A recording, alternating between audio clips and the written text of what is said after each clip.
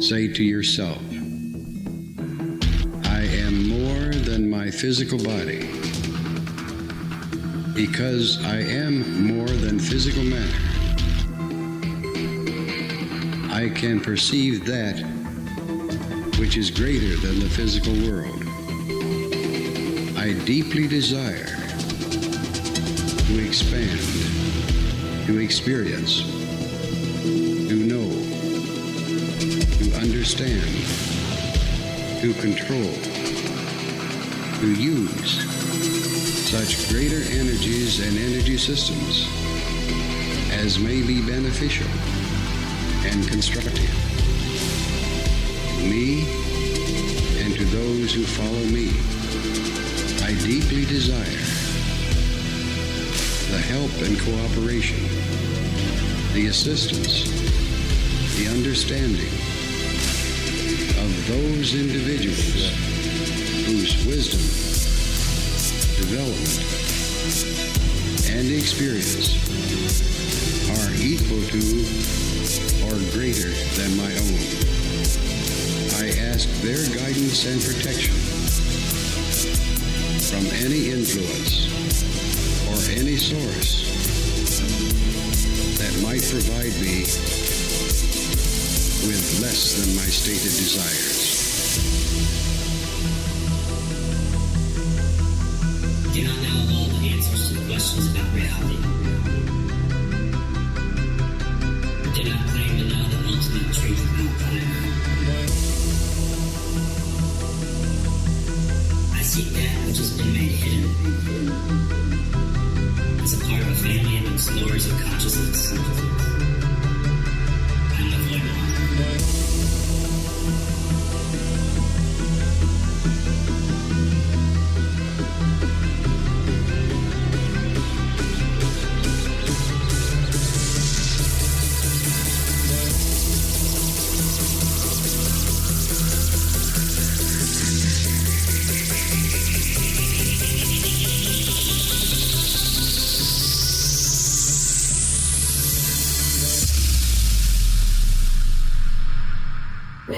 Welcome to Lighting the Void.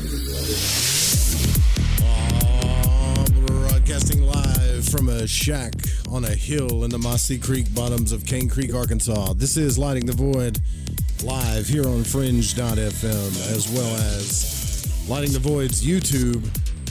And big shout out to the first one in the chat tonight, Sudi. I don't know why. I just wanted to give Sudi a big shout out. It's always a party when Sudi shows up. What's up, Dean Bean Cooter, April? I've got Flying Bryce and the Wolf here in the production studio in Discord. And by the way, if you have a production tag in Discord and you see us in there in Discord, you can jump on in anytime. See, the thing about it is, you know I love radio, but a cardinal sin in radio is to read books, and it's the worst thing in the world. People don't want you to read to the man. They want to know your opinions and all that stuff. However, I just feel like we got to get through this stuff. And without Wolf and Bryce in here to keep me sane, I honestly want to say thank you to you guys. Night after night, you guys being in here too with me. Like, Sudi's in here now. Hell yeah. Being in here with me to like keep me sane and all this shit, you know, like, because sometimes you need the feedback. Otherwise, you're just talking to the ether, and then you start to think you're going crazy, you know. So without you guys, I don't know where I'd be. So thank you, appreciate you. Sudi, you're welcome to unmute and say hey as well. But I guess we could get started. Oh, I put a poll in the chat, and the poll is, do you know? And when I say know, means like, do you know, not believe, do you know beyond the shadow of a doubt that you're more than your physical body? So far, it's 100% yes, but I'm just curious as to what you guys think as far as the poll is concerned. What's up, Jenny? Then you got Jenny, Sudi, April, Dean Bean Cooter. I mean, all we need is some alcohol and some music, right? All right. So hopefully we're at recall and review, and hopefully at this point there is no, filler or whatever. I'm kind of curious though. As to your opinions, Wolf, last broadcast, how you're like, man, it just sounds like he just wanted to fill a chapter out. Why do you really think that? I didn't give you a chance to say that the last broadcast. Why do you think that is? Well, I mean, you put me on the spot. I didn't think about it too much, but it just felt like he was kind of bit of waffle at the end of the journey. You know, just kind of I don't know, a left-sided brain's interpretation of a right-sided situation. I don't know. It just seemed a bit obvious, really, what he was saying, but maybe he had to say it. You know what that means, Wolf? It just means that you're already enlightened, brother. You know what I mean? Like some people come to that whole enlightenment chapter. Let me make sure. Yeah, that whole enlightenment chapter that he was talking about. It's like some of us have we already been there. Like almost like you're like, yeah, duh, right? But it makes you wonder, like, how many people actually wake up in their life, like wake up like that, you know? Some people never do it. Do they do it in their 60s, their 70s? I mean, right before they die, in their 20s? You know, I don't know. But yeah, I mean, he was never geared towards it at all, was he? He was a kind of engineer, a kind of sort of a normal kind of left-brained guy. And, you know, he wasn't the hippie type, was he, back then when it was all happening? Yeah, he was totally focused on his business, you know.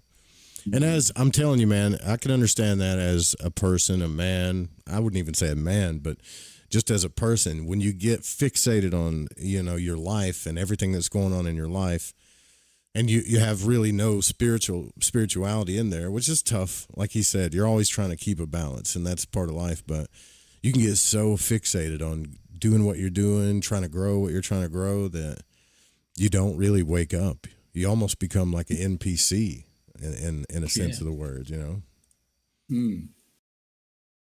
All right, so let's get it going. We're already on chapter 8, by the way.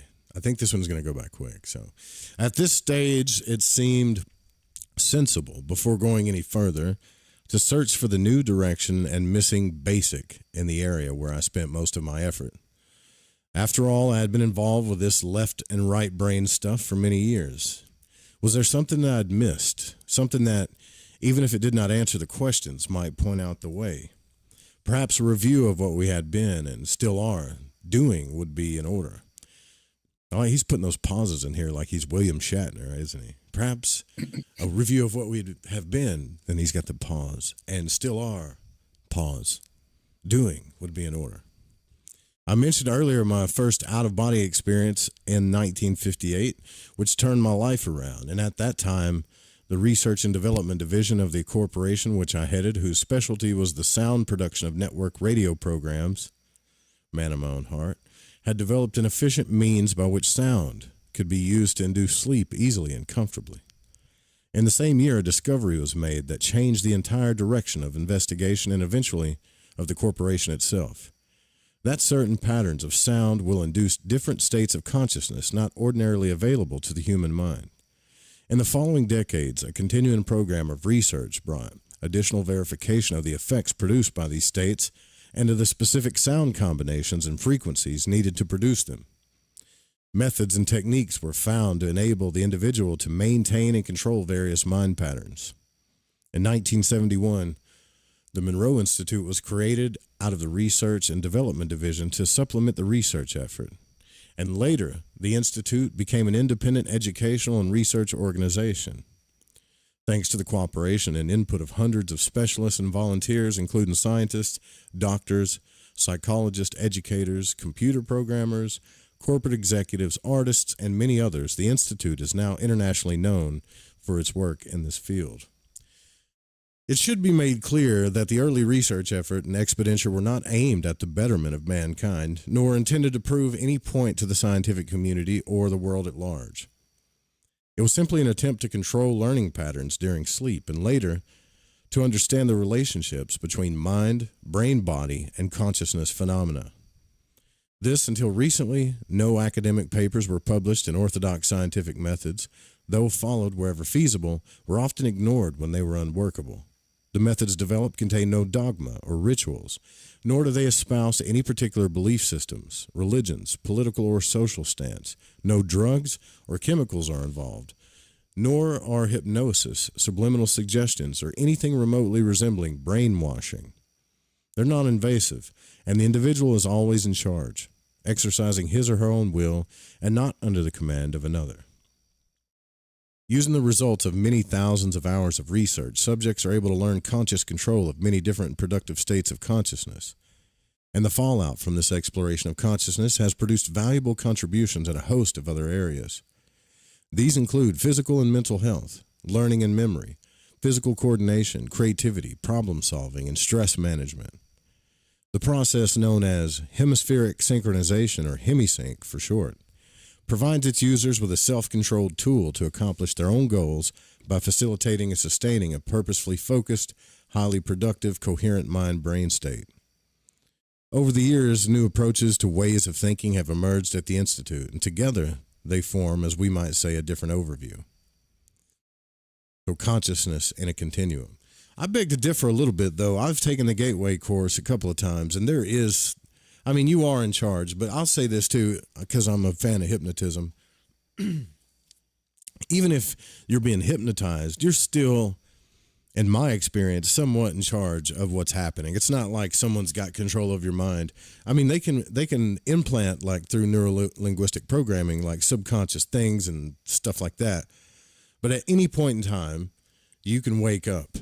The reason why hypnosis works so well is if you find a subject that is submissive enough to let go of control, then hypnosis works. But everybody's always in control. They can always just come back to and wake up, you know. Anyways, consciousness as a continuum. So in our focused wakefulness, we as human minds employ the part of the conscious spectrum limited to time-space. This is made possibly by the device we identify as a physical body and with its 5 physical senses. This physical body permits us to express externally our mind consciousness through physical activity and communication. When this focusing is affected for any reason, our mind begins to drift along the consciousness spectrum away from time-space perception, becoming less aware of the immediate physical world. And when this happens, we become conscious in another form. The fact that we often have difficulty in remembering correctly our participation in that other part of the conscious spectrum does not negate its reality. The problem lies in perception and translation, diffused and distorted as they are by the use of current time-space systems of analysis and measurement. The spectrum of consciousness ranges seemingly endlessly beyond time-space into other energy systems. It also continues downward, and that's in quotations, through animal and plant life, possibly into subatomic levels.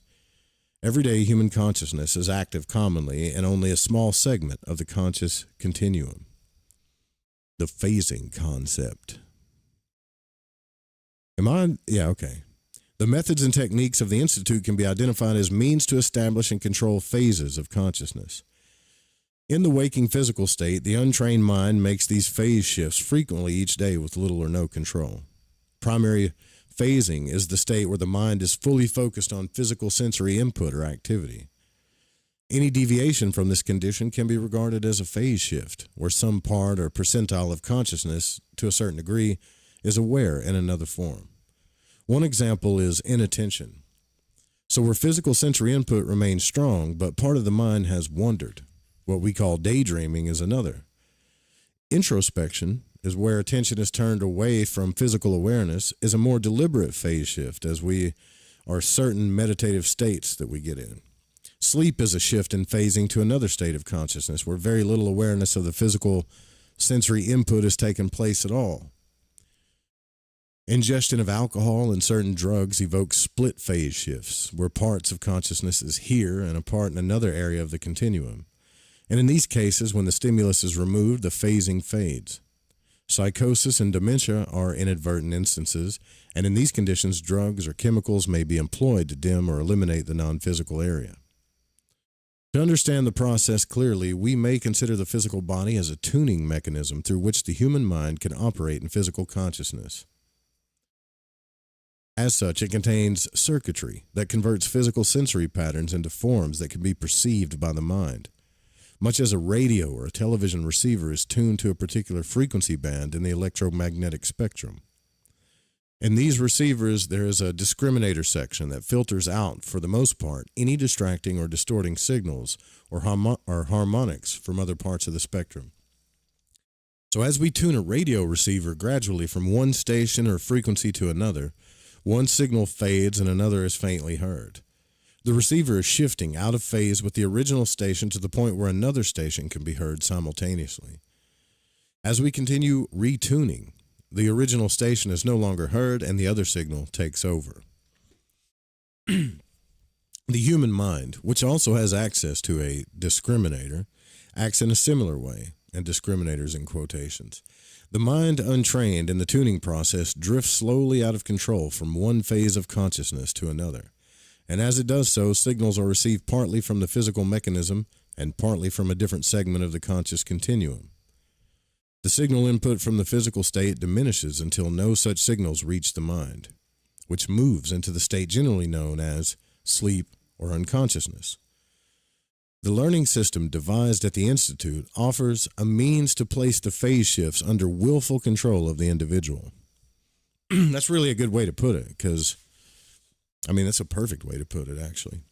So in the early stages of this learning, the mind becomes completely at ease and feels little fear or anxiety in the resulting changes. The reason for this is that these states of consciousness are familiar territory. It is the presentation in a new and organized form that makes the difference, where any changes are made deliberately by the mind itself. So we're going to get into the left brain, right brain symbols here. The Institute investigations led to a path being taken which ran the opposite direction to that followed by some others involved in mind research. Forgot my damn fly swatter. I got my door open. It feels good outside, but almost the whole effort has been and is directed to the utilization of left brain methodology of the intellectual, analytical portion of the mind to explore the right brain, the intuitive, abstract side. So, in exploration of consciousness, most of the research has been conducted by placing the subject in a booth that ensures an isolated environment. And through methods and techniques employing varying patterns of sound, the subject is given the means to enter into different states of consciousness. Outside the booth, a technician operates the audio and various items of electronic measuring equipment and records the subject's brain waves and other physical responses, while a monitor is in voice communication with the subject in the booth. The stereo headphones worn by the subject give the effect of the monitor being inside the subject's head. And as such, the monitor becomes a surrogate left brain of the subject, encouraging the subject to utilize more of his or her own intellect to know and understand what he or she is doing. Yeah, that's not like hypnosis at all, is it? That's exactly what they do in hypnosis. What's up, Dan? What's up, Dutchie? What's up, Sue? Damn, Sudi tipped 20. I didn't even say thank you, Sudi. I'm sorry, dear. Thanks for the 20. Appreciate that. Yeah, doesn't that sound like hypnosis to you guys? Bryce, Wolf, Sudi, anybody? It sounds like hypnosis to anytime I've been hypnotized. That sounds like suggestion to me, even though it doesn't sound like, freaking mind control or whatever, but that's exactly what they're doing, though. Don't you think? Yeah, it seems that way. It does seem Have that you way. guys been hypnotized yet? At all? Any of you? No. Really? Not once. Mm. We might have to do something about that. Are you willing to be hypnotized? No. No? I am. I've tried to be. At those stage shows where they get people to come up and see if they could, I don't know what the little check is that they do, but it's something to do with your eyes, isn't it? Your eye movement. Yeah. And so I really wanted to be hypnotized, for this show, and they got a bunch of people up, and they sent me back. They chucked me back into the crowd. I wasn't suitable. So I think, there's something to do with your eye movements that apparently they can tell whether you're going to be more susceptible to hypnosis or not. It's probably because, they do check eye movement, but they also they talk to you and ask you questions just to see how submissive you are to the whole thing too, right? Your body language, everything. If they they have this knack of not just doing looking at the eye movement. I'm pretty sure they have an act of telling, is this person going to just follow my directions without question? Sudi, you're too much of a rebel for that. You know that? Yeah, I want to be hypnotized though. I'd really love to. And I even like looked into self hypnosis when I was like 15 or something. I was like really getting into hypnosis then, but then I kind of gave up on it and went, oh, my brain's Yeah, I hear fucked. you. All right. That could be another poll we could put up. Like, how many of you want to be hypnotized? I study it. I'm actually trying to get into it, so I've been studying the hell out of it. Okay, so by this method, the subject learns to become objective in his or her experience, and it becomes possible to gather information and details not ordinarily available in purely subjective states of awareness. The result is the whole brain thinking of extreme value, cohesive, integrated, without dominance by either part, like left or right. So all of our training systems, whether live or on tape, are nothing less than surrogate left brain devices that enable the user participant to hold on to his analytical capability during unusual and even exotic states of consciousness. They permit growth through familiarity and understanding and enable the penetration of the greatest barrier of all, fear. We have discovered that right brain territory without limitations is a rich and fertile ground for mining operations by the left brain. It is the coherent whole brain consciousness that produces the precious nuggets of consciousness. The work is by no means finished. The Institute is still evolving, and we're evolving ways to produce replicable physiological data that identify forms of human consciousness generally unknown or unrecognized by contemporary cultural standards. To take one specific example, we're looking for ways and means to bring to accessible levels the various extraordinary human capabilities that have appeared, seemingly at random, throughout our history. And by investigation of individuals who possess these abilities, inherent or acquired, such as composers of music, top-flight mathematicians, outstanding athletes, especially talented therapists, and so on, we seek to discover techniques by the application of which such abilities may be learned. Continuing investigation along these and similar lines offers the prospect of bringing into understandable and acceptable form the true nature of unorthodox mind phenomena. The inclusion of these into the contemporary cultural context could become a significant event in human history.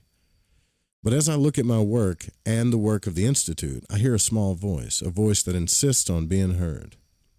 Well now, it says, and I cannot say I feel comfortable to hear it. If that's all there is to your life's work at this point, then there's certainly something missing. Here you are showing people how to use the whole of their brains and have a so-called different overview, but you don't seem to be doing anything to prepare them for what really matters. This Earth life system stuff is all very well, but they don't stay here forever. They expect more, and I have to tell you, they expect it from you. So what about it? What about it, indeed? Yeah, I think I think this is where he starts getting into like preparing people for like death and stuff like that. But all right, so the hard way, chapter 9. Both the work of the Monroe Institute and the Earth Life System itself were strong knowns to me. Yet there was an uncomfortable feeling that clues and traces of my missing basic were there. I simply wasn't able to perceive them. I turned again to my own personal activities. One of the knowns emerging through repeated examination was the moving into out of body no longer had for me what could be called movement. Experienced subjects in the Institute laboratory had reported this many times, but it was not part of my personal pattern until I began what I called the quick switch method. Thereafter, what happened was a fading out of one consciousness state into another. To describe it as going out of phase seemed more accurate and satisfied better my left brain classification system. So this became a repeating pattern. However, I had begun to notice that whenever things were going so smoothly, a major change was gathering energy. The forewarning was usually so obscure that only in retrospect could it be verified. This time, what shook me out of my complacency was a series of incidents that began to occur more and more frequently when I phased out of body during the sleep state. They were remarkably similar to the tests I had encountered years before. These tests were learning procedures whereby, when I was in an out-of-body state, a given experience was repeated several times until a particular response was evoked in me. The experience was not repeated thereafter. So I think what he's referring to is like in the previous books, you remember when the inspect guy was, or whatever it was taking him through these tests, like when he was in the airplane or when he was with his dog, and it was like he just kept doing that deja vu thing over and over again until I guess he got it right. I don't know. These tests were nonverbal and were apparently conducted by a non-physical, presumably my inspect friend. We would meet shortly after I left the physical state, and I would be asked if I were ready. With complete trust, I would agree, and immediately there would be a loud click, and I would find myself fully immersed in the experience. Gone and forgotten was the fact that it was not real, and I would live it totally. At a crucial point where a significant decision had to be made, I would make it. Then there would come another loud click, and I was back in with the inspect. If I had performed satisfactorily, the particular test would not be repeated. If I had not done so, I would have to go back and try again until I did. It never occurred to me to question why I was being tested and who judged what the correct decision had to be. Most, if not all, of the tests seemed completely unrelated to this physical life, although many of them were couched in human earth settings and situations. I assumed that, quote, someone smarter than I needed my kind of answers, and I sometimes shakily was glad to oblige. The new version seemed much the same, except that there was no supervising inspect that I could determine. The episodes occurred months after our last meeting, and there had been no sign of the inspect's presence despite my continuing hopes. As before, the identical situation would be presented in various forms, all with the need for a decision. It would have been easy to dismiss them as simply vivid dreams if they had not been preceded by inspect-structured modality. Moreover, I had not had ordinary dreams or nightmares for years. These incidents became so strong that they could not be ignored. The direction change that was coming had been in place long before. The blow that got my attention was the discovery that various physiological and mental states were beginning to reflect in my physical waking consciousness as a result of these activities. In all my previous out-of-body adventures, there had been no after effects such as these. There had been excitement and exhilaration or sadness or joy, and these would be expressed in my placid and relaxed physical body upon return. Hell yeah, Dan. Thanks, brother, for the 20 super chat. Appreciate that. Thank you, brother. Are you in here? Who else is in here? I heard somebody else jump in the production thing. Alan's in here. Cool. But there had never been, exhilaration, sadness, joy. These would be expressed in my placid and relaxed physical body upon return. Yeah, because he used to wake up with tears in his eyes and stuff, too. But there had never been stomach nausea, aching arms and legs, rapid heartbeat. The entire nervous system pulled tight. These effects would often last as long as 15 or 20 minutes after returning. Aching arms and legs. That's weird, man. That sounds like anxiety. I know because I have anxiety. I've had anxiety issues my whole life. That sounds like anxiety. Thus, it wasn't curiosity, but necessity that again pushed me to find answers. The same motivation that years before had led me to explore the out-of-body experience. But this time, there was a difference. I was not overloaded with fear, and I had tools and friends to work with. And I had at least the beginnings of a map of the territory. The first step was to review events and actions in the past to try to determine what had caused this change in direction, and in doing so, perhaps I would get a clue as to the missing basic. I have described earlier that, contrary to my own expectations, my whole history of out-of-body experiences was left-brain dominant. Now, this neatly verified earlier findings as to the value of acquired left-brain abilities during human mind sojourns in the Earth life system. One automatically assumed that the out-of-body state was all right-brain stuff because it was not of time and space, and therefore it was totally unrelated to logical, analytical thinking processes. But this assumption was wrong. In every one of my OB activities or out-of-body activities, the reasoning part of me was present to some degree. And moreover, the greater such participation, the greater the growth that took place. Growth, in this instance, can be construed as understanding leading to familiarity, resulting in application. Without this acquired ability, it's likely that I still would be wallowing in the air above the bed or existing only via a prescribed daily dose of tranquilizers. A typical illustration. In the very early days, I was returning confidently to my physical body from a local out-of-body trip with everything under control, everything working as I was sure it would. Suddenly, I slammed against a barrier and came to a stop. I tried to push through it, but it was hard as plates of steel. I was positive that my physical body was on the other side of the barrier, and thus it was vital that I get through it. I went up a vast distance but could find no break in the wall. I went down, with the same result, to the right, to the left. There was no way through. I was thoroughly frightened, envisioning spending all eternity plastered against this impenetrable wall. I tried every prayer I could think of, screamed for help, and finally just draped myself against the barrier, sobbing much like a lost child. Which I was. After what seemed an eternity, when my sobbing had worn itself out, I leaned back and began to reason. If I couldn't go through the barrier, if I couldn't go over it, under it, or around it, that left only one option, to go back in the direction whence I had come. No matter what I had believed, it could be the only answer, and I did so.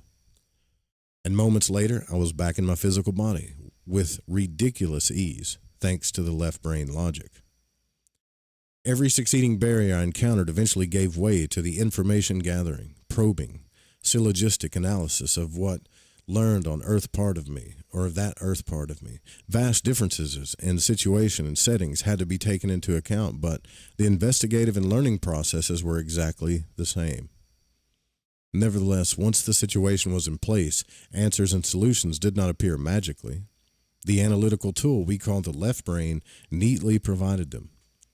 I may not have liked them as they evolved, but I could not deny their accuracy.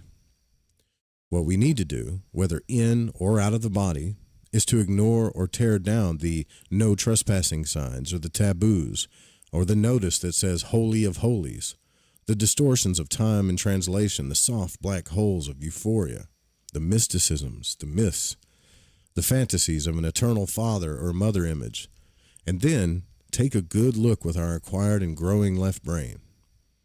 Nothing is sacred to the point where it shouldn't be investigated or put under inquiry. I agree with that in total, yeah.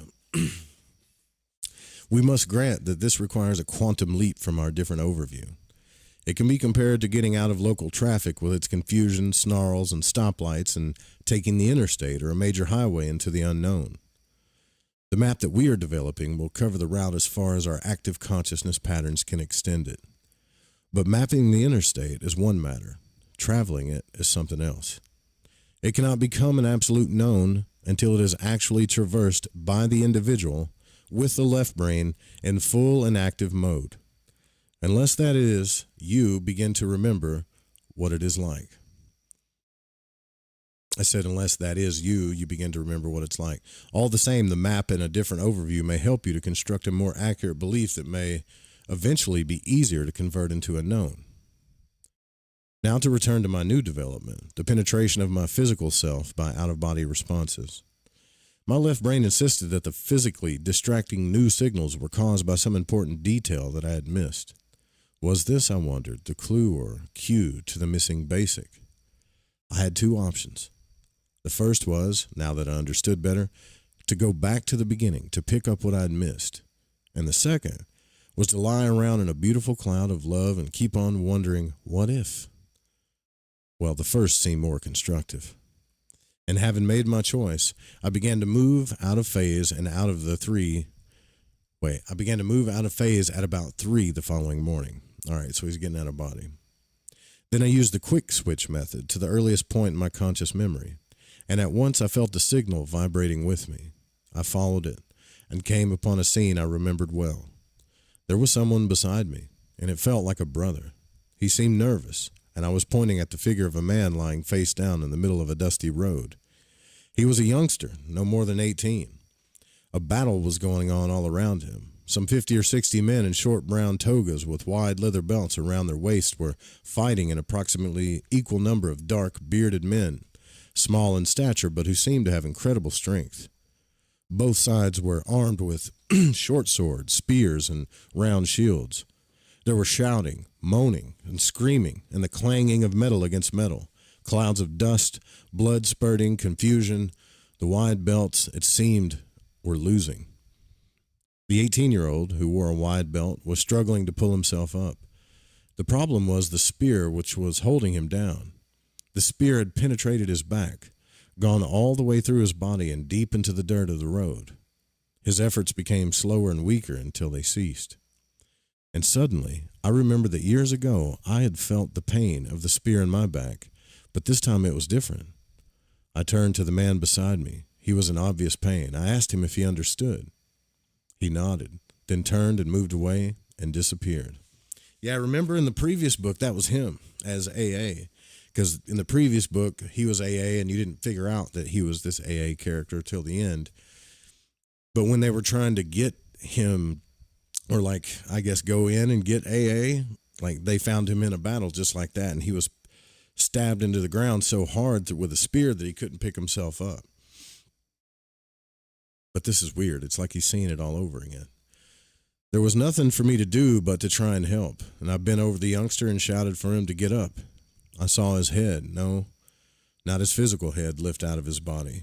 He saw his astral head lift out, and I reached over, grabbed it, and pulled, and he slid out easily. I told him to stand up, and he did so, and he looked around at the fighting, and then he noticed a sword lying at his feet. He reached down and tried to pick it up, but his hand went through it. Puzzled, he tried again. I told him to take it easy, and he looked at me angrily. I must get back into the fight. My friends are dying. I told him that was impossible, as he himself was dead. What are you saying? I'm strong. I can think. I pointed behind him where his physical body lay in the dust, blood congealing around it, and he turned and stared at it, dumbfounded. He bent over and peered intently at the dead face, and then he looked up at me. But I'm alive. I'm not dead. I asked him exactly what had happened, and he answered vaguely. His interest was still focused on the raging battle. Well, we were marching quickly along the road looking for the enemy, eager to join battle. There was shouting, then something hit me in the back, and I was down in the dust and I couldn't get up. Something was holding me down. Well, what happened next? Well, I gave up trying because I was so weak. I heard you calling, and there was a click, and then I just stood up. I pointed to his body in the dust, and he glanced at it, then turned back to me. But I'm not dead. How can I stand and talk to you if I'm dead? I suggested he try to rejoin the battle, but that was a mistake. He rushed away into the thick of the swords and spears, into the tumult and confusion, and when a sword swing he couldn't dodge went through him with no effect, he watched in fascination. And a moment later, a short, bearded man attacked him from behind, and the two fell to the ground, punching and gouging one another. It took me a second or two to realize that the bearded man also had dropped his physical attachment in the battle. So they might still be rolling on the ground centuries later trying to kill each other, that they were both dead in their astral bodies. I went over to the struggling duo and shouted that they were wasting their energy. They were both physically dead, I insisted, and there was no way they could hurt each other. I reported this until they finally got the message. They rolled apart and looked at me, and the bearded man got on his knees, bent forward, and touched his head to the ground, moaning an unintelligible chant. And the youngster looked at him bewildered, and then at me. He thinks you're a god. Are you? No, I replied, just a friend. He felt the place where the spear had penetrated. There's no hole, no blood. Are you sure you're not a god? I laughed and shook my head and told him I had to be leaving. Around us, the battle was less intense.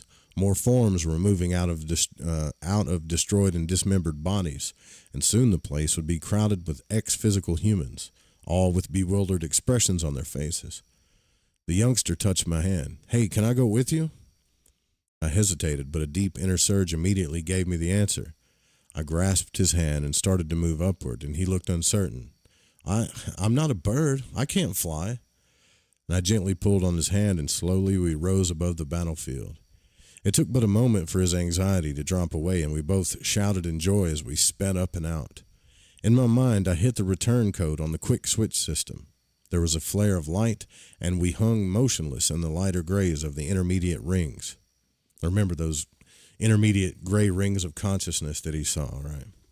I felt the youngster's hand in mine, and the question was, where do I drop him off? And just as I was about to ask him, I became aware that the pressure of his hand had gone. I whirled around and nothing, no youngster, nobody. What was going on? This event was similar to a previous happening in an out-of-body experience many years earlier, but with some basic differences. That I was the person who was being shown the dying youngster because I myself had experienced an inexplicable physical abdominal pain. Now I was the one who was showing the old me the reason. I had it seemed, answered an earlier call for help from myself. And the youngster, where did he go? I was about to return to the physical to think it over when another signal came in strongly, and this time I understood it more clearly. It was much like hearing someone call for help or a telephone ringing when you know it's your phone. It was not difficult to home in on it, and below me appeared a small building with a hole in the side of it and wide steps leading down inside. I walked carefully down the steps because the signal was coming from inside. And there, lying on a cot, was a man thrashing around wildly. Hanging onto his back were 2 children about 4 or 5 years old, riding out and bucking and pitching. Riding out the bucking and pitching. The man was sobbing in fear and desperately trying to pull the 2 little ones off his shoulders. Holy shit. You guys remember this from the first book? Yeah. The man was sobbing in fear and desperately trying to pull these little dudes, these children, off his shoulders. I reached over and gently pulled the children. Oh, shit. Well, I just disconnected from YouTube, I think. Are you guys still hearing me? Yeah, okay. Yeah, I can hear you. That's weird. It just said disconnected and reconnected. Okay. That's so strange. It's never done that. So in the first book, those weren't like those, you know how you said they were like little children that were kind of spongy and they had like small pubes or something like that. I remember him saying that shit. So now he's saying they were his old pets, like cats. Is that what he's saying? Yeah, because he was in a cot in the first book. He laid in a cot at the office, remember? Yeah, okay, anyway, When did he say about small pubes? He said that in the first book. He said they had like underdeveloped pubic hair or something. That's what he thought it was, you know. But remember, like in the first book, he was. What a detail to notice. He was kind of. In the first book, he was tripping out on everything, though, you know. So they were not children, but cats. Pets, I remember well. Cats in an out of body state. I put my 2 old friends on the roof, walked back up the stairs, and once at the top, pulled the quick switch phasing just slightly. I returned to the physical, feeling that this would have to be thought through logically. It was easy for me to remember the 2 experiences I had, as it were, revisited, but the perspective in both was different. What was the change common to both? Logic had an answer, although I did not know how I could accept it. In the first incident, many years ago, I was taken by someone and shown the primitive battle to explain a pain in my physical body that I was suffering at the time. I knew then that I was the young warrior impaled in the dust by a spear. Now, upon realizing this, I had returned to the physical in relief and understanding. This time, however, I was the one who was doing the showing. I was the one who took the then worried me to the old battle scene hundreds or even thousands of years ago to explain the pain. So I was the one who was helping me. Also, I was the young warrior dying in the dust. That was the only way it made sense. That meant, therefore, there were 3 versions of me at the same place at the same time. In the second event from years back, I had been the one screaming for help, trying to dislodge the little demons who wanted to ride me like a horse, who seemed to own me. And then a serious-looking man came down the steps and took them off me, held them in his arms, and suddenly disappeared. I remembered that he had looked familiar, like a cousin I had known. But this time, I was the one who came down the steps and helped by taking the little cat friends away. I had come to help when I screamed for it. This, I thought, was a little less complicated. There were only 2 of me present. Were all of such current non-physical events simply calls or screams for help from my other eyes in different times and places? Who was this I that had the audacity to answer these calls? Have I been helping me? Have I been helping me through all these years? This apparent multiplicity and interchangeability of self had yet to fit a pattern I could accept or understand, nor did it prove or provide an answer to the uncontrolled events that were so disturbing to my physical life. Were they all cries for help from an earlier me? The prospect was overwhelming. What my left brain told me was happening was that I from the future had been going back in time to help the I of the past when needed. The signals for help were coming from earlier versions of me, not only in this life but in previous ones. I wondered if this was the same for everybody. I wondered what had happened to the young warrior, or that young warrior I who had followed me out of the battlefield. Why did he disappear? Somewhere in the maze was the answer. If I began with the knowns, the whole thing would fit somewhere along the way. What I needed to do was move into the area in the there that was familiar and look around. So for the time being, however, I saw and managed to keep things under control. Then one night, several weeks later, I came to a decision. At the start of a sleep cycle, I rolled out of body, moving less out of phase than usual and taking care about what I was doing. I found myself exactly where I expected to be if I really needed to take up the threads again, in the gray area just beyond the entry point from time and space. Immediately, I received a signal. I was attracted to a house in the suburbs of a large city. The house seemed vaguely familiar, wide and spacious, but empty of furnishings. I slipped in through the front wall and in the foyer encountered a woman about 50 years old, gray-haired, small, and thin. She was wandering through the house from room to room, and when I put out my hand to intercept her, she seemed surprised that I was there and was paying attention to her. "Are you here to hang the pictures again?" she asked. I said I was not, and that I was interested in her.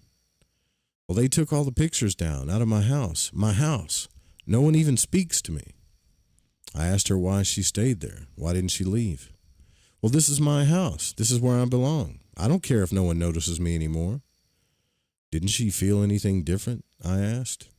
"Only that nobody will do what I asked them to do. They ignore me as if I wasn't here." I asked her if she remembered dying. "Dying? Of course not. I was sick, but I got well. One minute I was sick, and the next thing I knew, I was up and walking around." I remarked that nobody saw her and that she was all alone. She tossed her head. "No one ever sees me. They never paid me much attention when William was around. Now he's gone. They ignore me completely." "I bet you can't pick up that dining room chair," I said. "Your hand will go right through it. You'll see." "That's ridiculous," she exclaimed. "Of course I can pick it up. I'll show you." She tried several times, and each time her hand went through the chair. She looked at me in confusion. I don't know what's the matter. I thought it was some sort of hallucination you get when you're old, but you can see it too?" I showed her that my hand went through the chair back just as hers had done. She looked amazed. "You got the same problem?" "People have this problem," I explained, "when their physical body dies." But I'm alive." "It is the body that dies," I told her. "The body. Just the body, not you." She was quiet for a time, but she didn't seem to be in shock. Then she looked at me anxiously. "Well, I was waiting for William to come back, but he hasn't. And I love my house so much, he built it just for me, and I don't want to leave it. I love it so." I suggested that we go and look for William. "Oh, no, we can't do that. He passed away 5 years ago." I repeated the suggestion, adding that I thought we ought to try, and she looked at me steadily. "I really am dead?" I nodded. "And you are? An angel? You don't look like one. You're real normal." I assured her, "just a friend." And then she shrank back. "I've never met you before in my life. You're not a friend. You must be one of Satan's devils." I didn't try to convince her otherwise. I said I was sorry that I've bothered her and started to leave. Wait, please wait." I turned and stood quietly, and she regarded me speculatively. "If you really were a devil's helper, I couldn't possibly chase you away, could I?" I told her I didn't know because I'd never met one. "It's been so lonely. Can we really find William?" "Well, we could try," I said, and I reached for her hand and started to lift out towards the ceiling. "I can't do that. I don't know how. Your hand is real. I can feel it, but I can't just float up in the air." I pulled her hand gently, and she began to rise easily. Excitement glowed in her. "Oh, what fun! Is this being dead? My, let's go find William. Won't he be surprised?" We cruised slowly, more and more out of phase, and I remembered the previous point where we had met many years before, and it was in the first book. It was in the rented house in Westchester County, New York, where I lived temporarily. She was still hanging around the house months after her physical death, and at the time, I gently backed away from the contact. Now, I know better. I kept us moving slowly outward because I figured that somewhere along the way, William would be attracted by the bait and would take over for me. But she held on firmly, making excited comments as we passed through the inner rings of the belief system territories. I was becoming impressed, and William had more to him than I had estimated, and based upon her perceived radiation of him, he should be here. But now the only place he could be was in the outer phases. He had kept his progress well hidden from his wife, that was certain. I was about to ask her more about William when I no longer felt her hand in mine. I turned instantly, but she was gone, completely disappeared. There was no sign at all of her radiation. The only answer I could come up with was that William was very good indeed if he was this far out in the conscious rings, and I phased back into the physical to think it over. Coyotes. A whole mess of coyotes getting up outside. A few weeks later, I tried again. The process was becoming so smooth that it was hard to define when I actually left the body. It was more the fading out of one state of being and into another, and similar to falling asleep and staying conscious while doing so. I was still hesitant to use the quick switch method for short hops. It'd be like taking a Concorde to fly from Newark to Kennedy. In the deeper gray area, another signal was waiting, and it seemed too easy. Perhaps I wondered I was reading it wrong. I was about to home in on the signal when somebody called, and I turned and saw an odd kind of glow. It resolved into a man, small, sharp-featured, somewhere in middle age, with a squinty frown and curled lips. "Hey, you, where you going?" I approached cautiously. "Where are you going?" "Hello. Out looking for the secrets of the universe. Is that it?" "I guess that's what I'm doing." "Well, good luck. I'm having a hard enough time without looking for anything more." "Why? What's the matter?" "The matter? I went and died, that's what's the matter." "Well, what's wrong with that?" "Nothing's wrong, except I sure wasn't ready for it." "Well, maybe we are never ready." "Well, I could have been, but nobody told me. Nobody told me it was going to be like this. Those bastards yelling and screaming about gates of heaven and hellfire and damnation. They didn't know what they were talking about. Anyway, I wish you luck, because they could have told me like it's instead of giving me a bunch of hogwash." "Well, what's the problem?" "The problem? Look around you, that's the problem. There's nothing there that I can see, just the usual deep blackness." "Well, that's what I mean. Nothing. Absolutely nothing." "Oh, he's saying that. That's what I mean. Nothing. Absolutely nothing. Hey, you know you're the first person I've met. Nothing but nothing. And then you just come along?" "Well, I'm sorry you're disappointed." "You're like me, eh?" "Like you? What do you mean?" "Well, you died. You just died, and you don't know what the hell to do." "It isn't quite like that." Come on. You're either dead or you're not." "Well, I'm pretty sure I'm not." "You're not dead?" "No." "Then what the hell are you doing out here?" That's a long story." And he looked at me in disgust. "I bet it is. You wouldn't be here if you weren't dead." "It's a little more complicated than that." "Tell me about it." "Hey, I know. Somebody sent you, right?" "No, no one sent me. I was just passing by." "Tell me, how did you happen to die?" "Well, they made me do it. That's how. Lying around in a hospital for weeks and weeks. I wanted to go home, but no. They kept me there with all the tubes and needles stuck in me. So one night I just yanked them all out. On the night shift. Nobody ever came around to see me on the night shift. Nobody, you know." "Well, then what happened?" "Well, I started coughing, and then I stopped.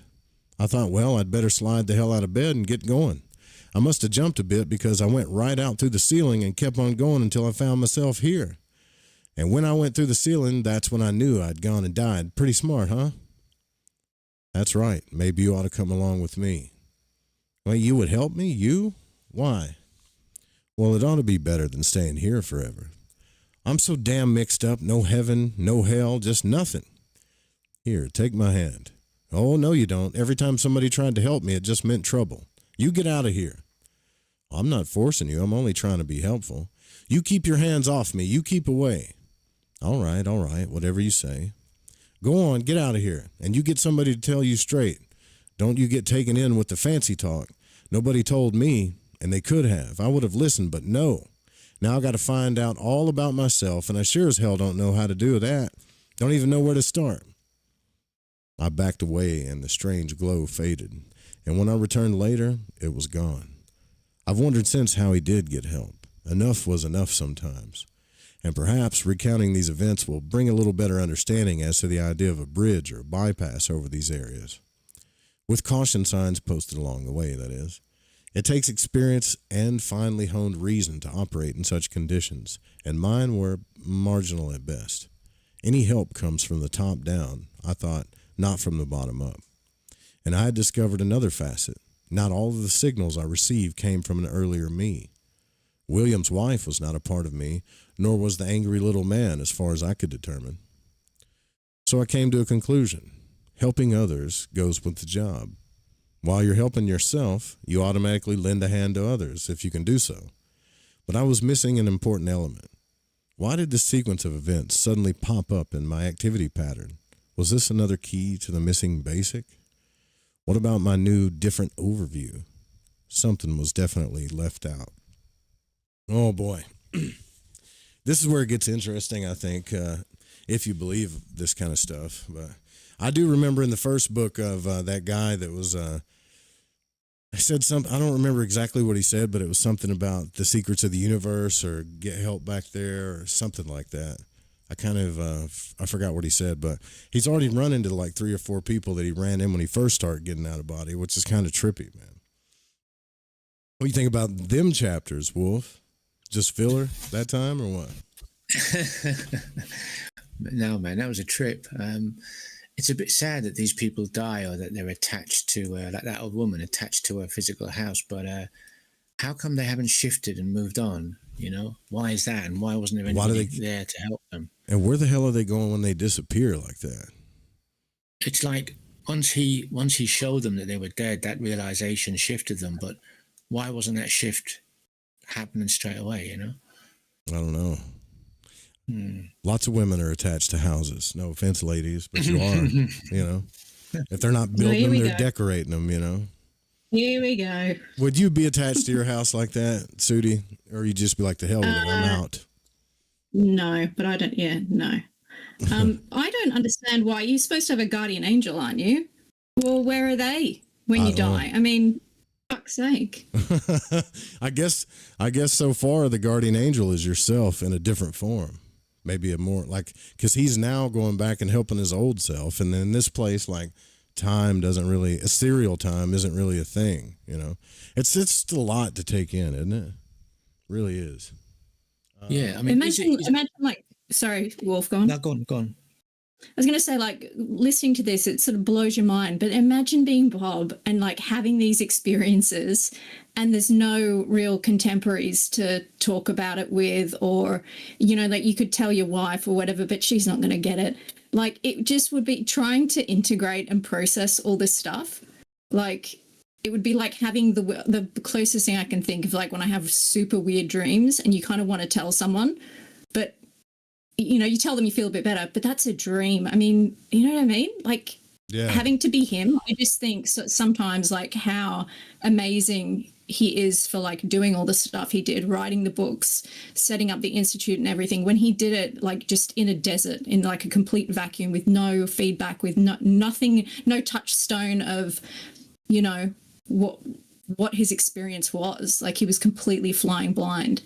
I think it's so amazing. I do too, and I think that, you know, partly that's one of the reasons, you know, why I think he created the institute and started doing stuff. It's why lots of people. It's why lots of people create things, because they feel like when you feel out of place and you want to share something profound with somebody, the only way to do that, in my opinion, is to create something that you can, I don't know, get the word out with, and people start coming around. I mean, he hasn't said that about the Monroe Institute, not really, but I think that's partly the reason why he created it. So he wouldn't, because even in both books, he said, one of the biggest things I want people to do is realize that they're not crazy, or if I could just help one person.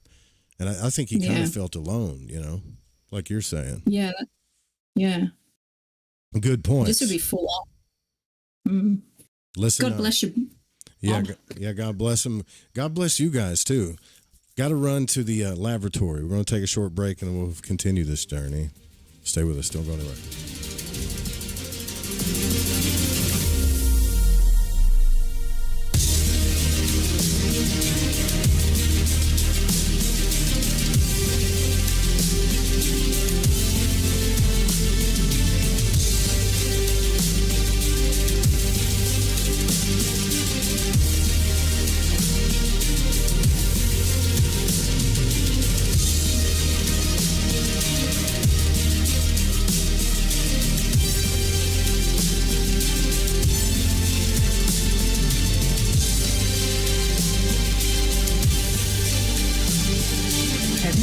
wondered, what do the stars say for me? Or, will the next month or the next year be more favorable? How about, are our two signs compatible? Each month at the new moon, you can ask these questions live with me, your astrologer psychic, Mary DeCina, along with host of Lighting the Void, Joe Root. Join us at the new moon for Cosmic Conditions. We look forward to working with your energy.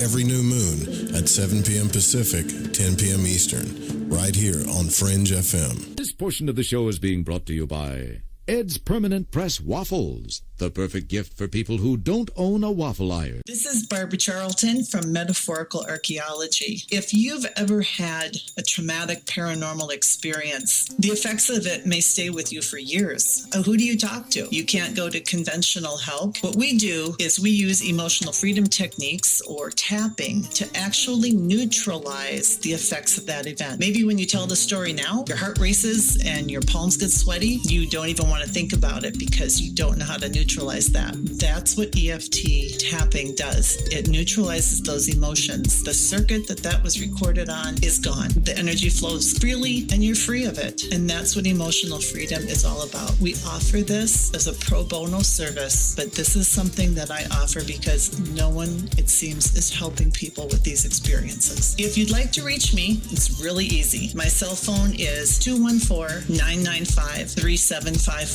Please leave a message. I will get back to you as quickly as possible. Or you can email me, barb.eft@gmail.com. And EFT stands for Emotional Freedom Techniques. Reach out to me. It's confidential. This works. You won't believe the results. This portion of the show is being brought to you by Uncle Ed's Molasses, the world's leading manufacturer of old-fashioned slow molasses. Remember, with Ed's, you can be sure your molasses will be slow because each and every batch is quality tested by the U.S. Postal Service.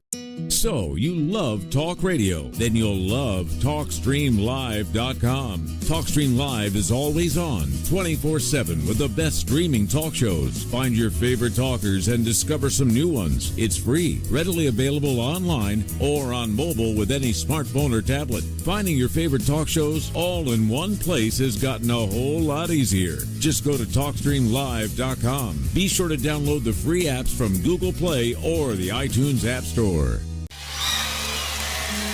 Gotta find my fly swatter. Hold on.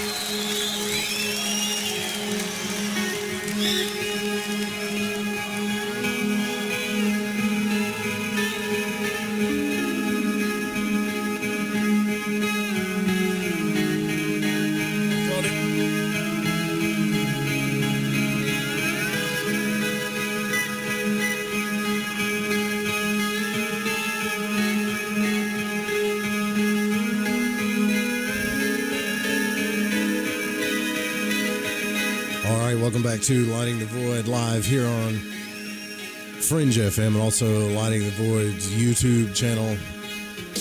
We have, you know who, I'm glad you're in here, Sudi, because if it wasn't for you, I don't even think I would have sparked the idea of doing a Halloween thing, right? You said that in it was like a YouTube thing. You was like, hey, are you going to do a Halloween thing? Yeah. And I was like, And you know what ended up happening is not only did we decide to do a Halloween thing, like we decided to get the station back on and start programming new stuff, and it just sparked a whole bunch of stuff, actually. So good. Yeah. I was wondering, like, could we do like some kind of murder mystery thing? Sure. Like where we could all participate or something? I was thinking about that the other day. Yeah, Alex Exum's doing his drama. Of course, he does one every year. They're awesome. But we could do something like that too, you know. I was planning on broadcasting for kind of Halloween Eve and also Halloween itself too, you know. So yeah. I mean, yeah, it'd take a lot of work, but I'd love to do something like that. Who's gonna write it? I'll have to think about it. Me, I'll figure something out. I'll come up with some ideas. Cool. What's up, Ari the Cat, Dale, Huey P. Burrito, MJ, Doc? Let's see how many.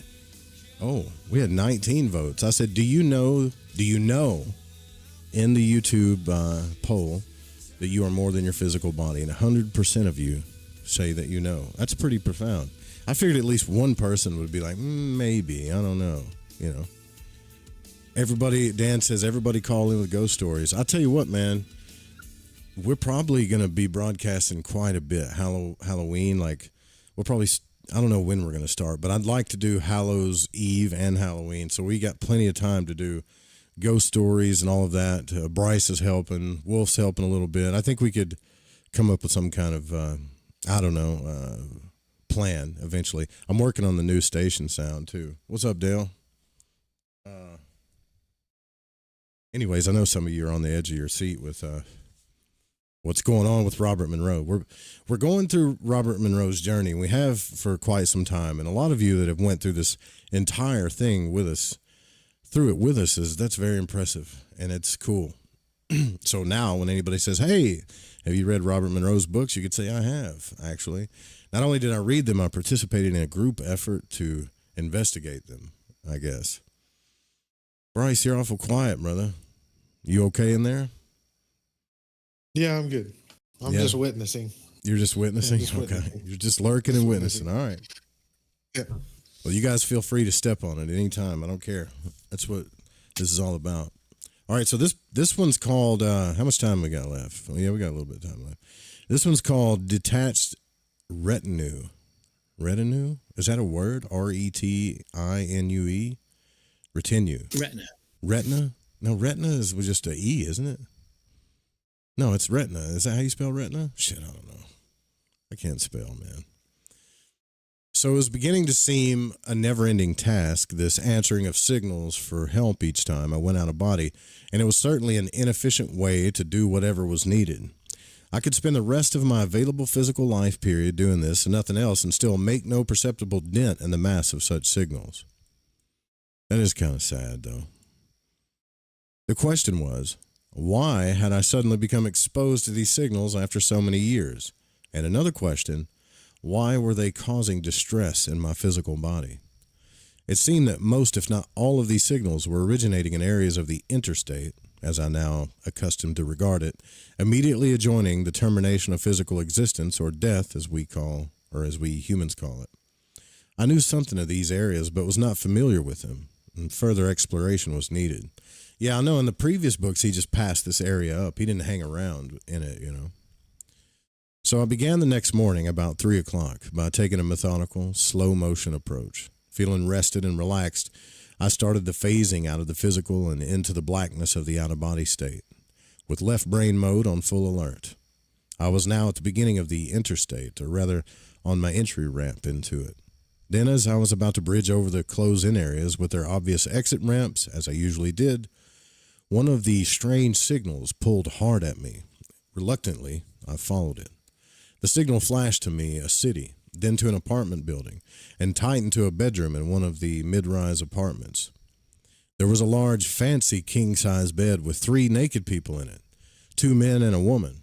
One of the men was having very active sex with the woman, while the other was attempting to get in between them with no success. Each time he tried, he fell through the bed to the floor beneath. I knew he was the one who caused the signal and wondered why he didn't keep falling right through the floor. I caught his attention on the next cycle from under the bed to the top of the copulating couple. He stared at me in surprise, his glistening erect penis waving up and down as he shook with excitement. "Who the hell are you?" I told him it wouldn't work. He might as well come with me. "What do you mean it won't work? I've been waiting 10 years to get this piece of ass, and now I'm going to get it." Again, I indicated that it was no use. Things were different with him now. "You better believe they're different. I'm free now. I don't know what happened, but I'm free. And as soon as I found out, I came here. Now, if she would just stop having it with Sammy, I could get it on with her." What a sad, this is probably the saddest case, if you ask me. I asked him what made things different. "Oh, that. Well, I just come up out of the subway at 53rd and Madison, and suddenly I felt a pain in my chest, and I fell down. I wasn't down on the sidewalk long, maybe just a minute, and I got up. Man, did I feel different. What business is it of yours anyways?" Well, I told him as clearly as I could at what really happened. "I'm dead? The hell you say? Do I act like I'm dead?" I reminded him about his falling through the bed, unable to touch either the man or the woman, and he looked at his hands, then down at his replicated body. But I'm still me. I still feel like me. I guess I still act like me. He laughed, and I joined in. I remarked that we don't change that much when we die, at least not right away. And he looked at the couple on the bed who now had relaxed and were lying back apparently contented, and then at his own deflated penis. Buster here won't like being dead. I told him there were compensations, and he brightened up. I guess he's calling his penis Buster. That's what I'm thinking. I must have had a heart attack then, but I never had trouble with my heart. I was about to reply when I noticed the woman in the bed. Her eyes were open, and she was staring straight at me. She was actually seeing me. Her eyes widened with astonishment, but she didn't seem afraid. She looked straight into my eyes, and there was knowledge in her stare. I turned to the man standing beside me and told him I need to leave, and he was shocked. What do you mean leave? What about me? What do I do? I suggested he come along if he wished, and then he laughed again. You can't get rid of me. There's no action here. I should have known that. Besides, I want to find out about those compensations. We laughed some more, and I took his hand and started to lift out, and he followed easily. And just as we went through the ceiling, I looked back at the girl in the bed. She was still watching, and our eyes met. I knew I wouldn't have to come after her. She already knew. I knew I wouldn't have to come after her. She already knew. She already knew what? What the hell's he talking about? A few moments were slightly out of phase, and I felt the man tugging at my hand. Let go of me. Will you let go of me? And I looked below. There was the pile, that huge mass of ex-physical humans writhing and struggling in an endless attempt to have sex with one another. The man's yeah, right. There's that parasite again, where all these humans are all mangled up, right? Yeah, I'd have dropped them off there for sure. Yeah, the man's heavy radiation had diverted our path. Suddenly, he wrenched his hand loose and dived into the mass. I should have been alert to the diversion. Well, win a few, lose a few, I said to myself. I moved away thinking that I would get him out of there tomorrow if I could. But before I could return to my body, there was another signal, and I turned and followed. This one was easy to identify. It came from a hospital room complete with life support systems and electronic gauges. There was a small figure, a woman, in the bed with all the gadgetry attached to her. She was folded up in a near fetal position.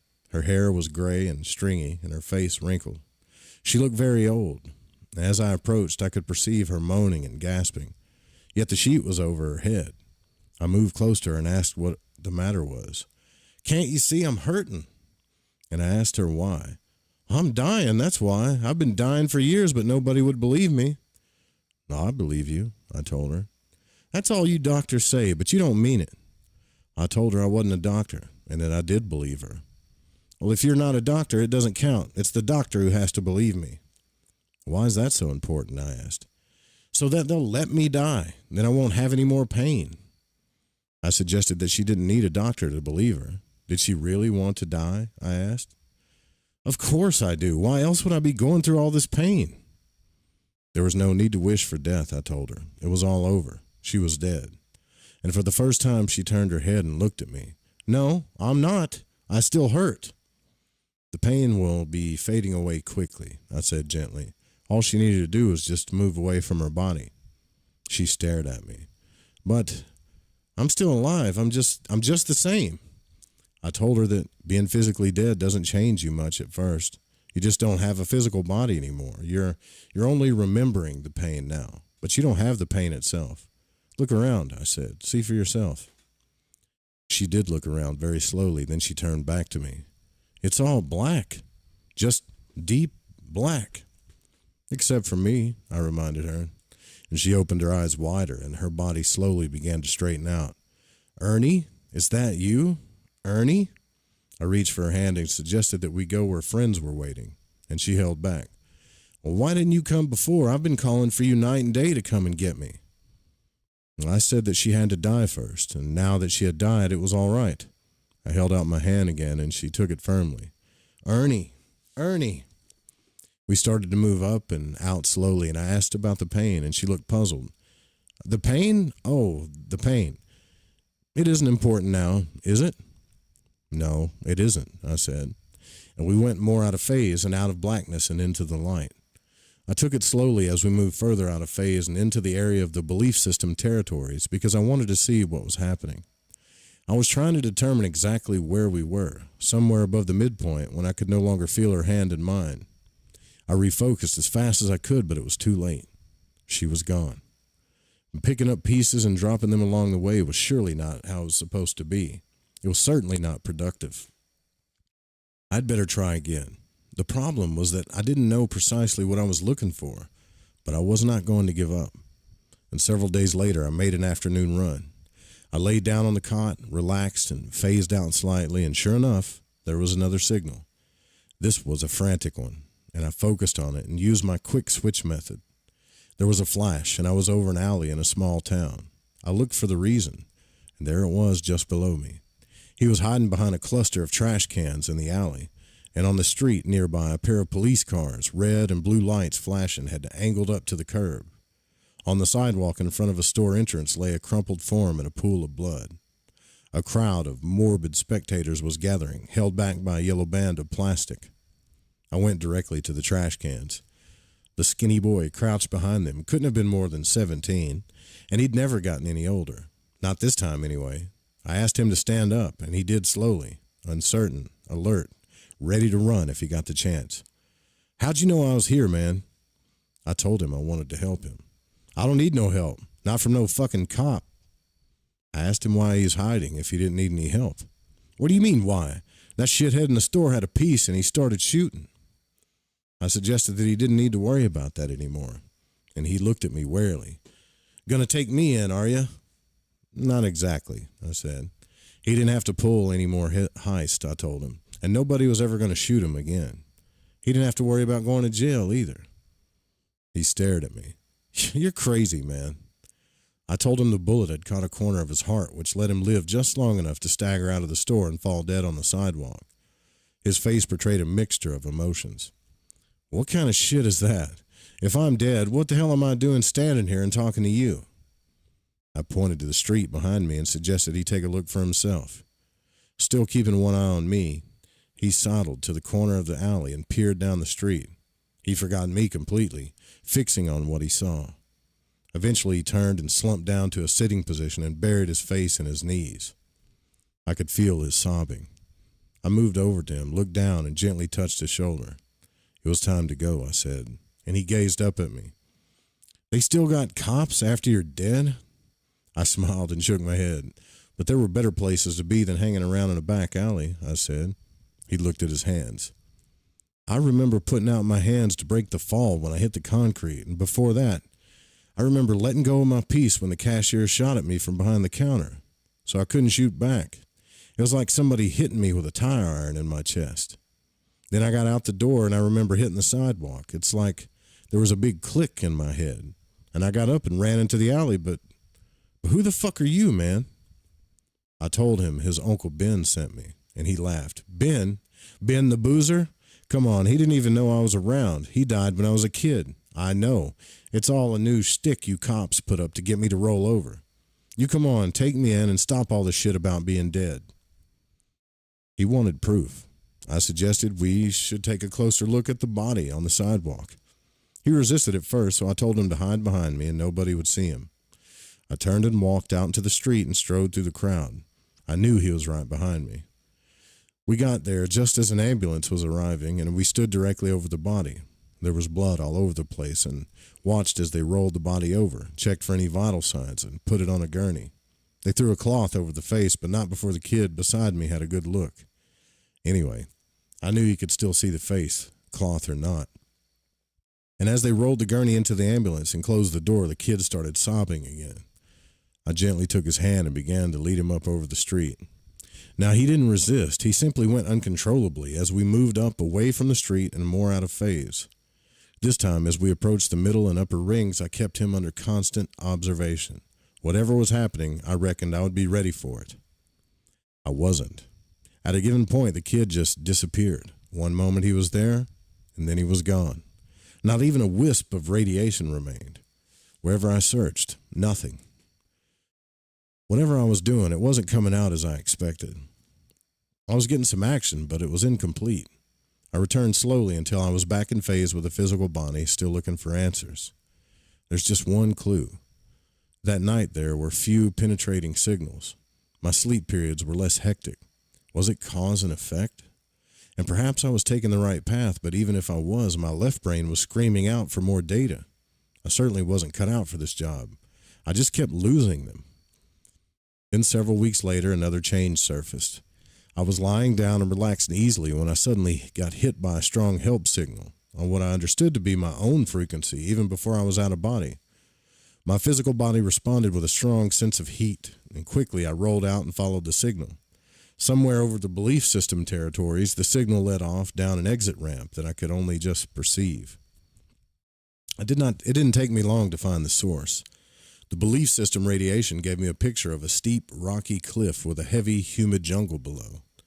I wondered why it was so clear and real to me. This was unusually rare. The belief system activity is generally dim and hazy to me at best. A small, mature female stood at the edge of the cliff, and behind her were some 50 or 60 assorted males and females of all ages. They were humanoid, partly dressed in animal skins, with heavy Neanderthal-like heads and facial structures. Reason immediately wanted to know why I was buying into this particular belief system. The only answer was the obvious one. At some time, it must have been a part of me. The scene brought back what I called the lure of tropical Pacifica that I had half suppressed throughout my life. The call of the ocean was reflected in my sailboat adventures and scuba diving. Then there was my going to Hawaii for a weekend and staying for 3 weeks, going to Ecuador for 3 weeks and staying for 3 months, and almost taking up a career in the tropical lowlands. I always felt an immense nostalgia in tropical settings. Yeah, I do too, brother. I want to go back to Florida bad. As I positioned myself on the ledge beside the female, the group behind her shrank back and covered their eyes. I turned to the female, who was staring at me with calm appraisal. Could we communicate, I wondered, and at my thought, she smiled. You came. Yeah, I did, but why did you call me? I called a picture. Well, why did you do that? Are you Magus? She looked at me carefully. No, you're not. You called for Magus. Why? Well, because Magus does not know something is wrong here. Where are you? Where is here? I am here in the skyland of Magus. Do you know how you got here? Oh, yes, I came out of my mouth with the bubbles when my body sank to the bottom of the great water. Well, why were you in the great water? It is the rule for a female when she does not make a child. After that, you came here. Yes, but there is something wrong. Wrong? With you or with the others? She shook her head. Well, with me. When we jump off this hill into the valley, we must fall into the rocks below and die again and again. That's the rule of the Magus. Who is Magus? Well, Magus is the sky god. He came to us many suns past and told us of his skyland. This is what he promised, but something's wrong. Well, just tell me what's wrong. Well, when I jumped off the hill, I don't fall and I don't die. The others do, but I don't. I just float. I lifted up slowly until I was just above her head. You mean like this? Yeah. You are Magus, you are. Help me, keep your rule. Help me fall so I can die and live again. I reached out with my hand. I'm not Magus, but I can help. It can be good to float. This is a new rule. Come try it. She grasped my hand with both of hers, and we lifted slowly up and out. The structure of the belief systems began to fade rapidly as we approached the interstate and was gone completely when we went up the entry ramp. I moved us up and out of phase when the change was indicated, observing and reassuring my Neanderthal friend. She was calm, relaxed, but expectant. I was pondering why I seemed to be so compulsive in my rescue pattern when the expected unexpected happened again. She dissolved, faded into nothing as I watched. This time I accepted the phenomena without question, but I wondered why I had received her signal among all the others. Alone, I moved slowly past other exit ramps that were dimly familiar.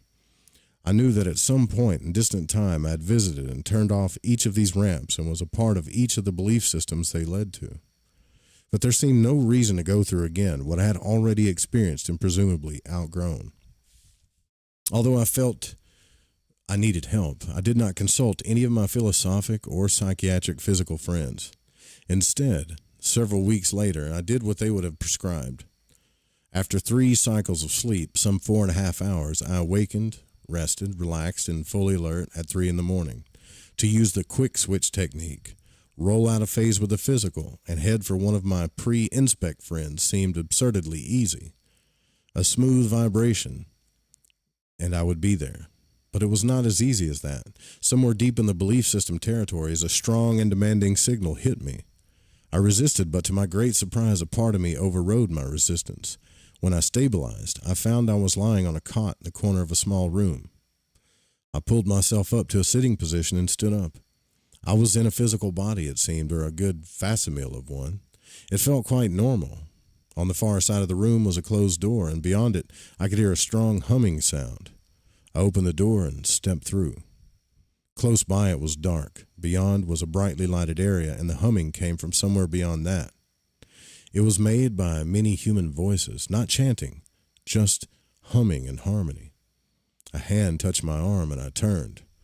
A woman stood by me, beautiful, ageless, very familiar.